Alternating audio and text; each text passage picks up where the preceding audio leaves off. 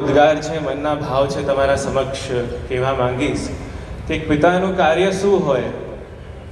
કે સપોઝ એમણે 300 પાનાની પુસ્તક એ વાંચતા હોય અને એ જ વસ્તુ એમને પોતાના પુત્રને શીખવાડવી હોય તો એ એમ ન કહે કે બેટા આખી 300 પાનાની પુસ્તક વાંચી લેજે. એમાંથી જે હાઇલાઇટ્સ હોય, જે સારભૂત જે વાત હોય એને હાઇલાઇટ કરીને પુત્રને આપે કે તને જેટલો સમય, મને જેટલો સમય આ વાંચવામાં લાગ્યું એટલું તને ન લાગે, તું આમાંથી જે સારભૂત છે એ વસ્તુ જ ગ્રહણ કર. તો એવી રીતના આપણે શ્રી આચાર્ય ચરણને આપણા પિતા તરીકે જોઈએ તો સર્વપ્રથમ આપણને એ સ્મરણ આવે કે સમસ્ત ભાગવત મહાપુરાણમાંથી ચતુર્ભિશ્ચ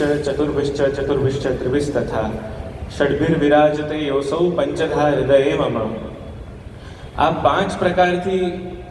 હે શ્રી કૃષ્ણ આપ મારા હૃદયમાં બિરાજો. અને અન્ય જે પણ અધ્યાયોમાં, જે પણ સ્કંધોમાં શ્રી કૃષ્ણનું ચરિત્રનું વર્ણન આવે છે એ ક્યાંક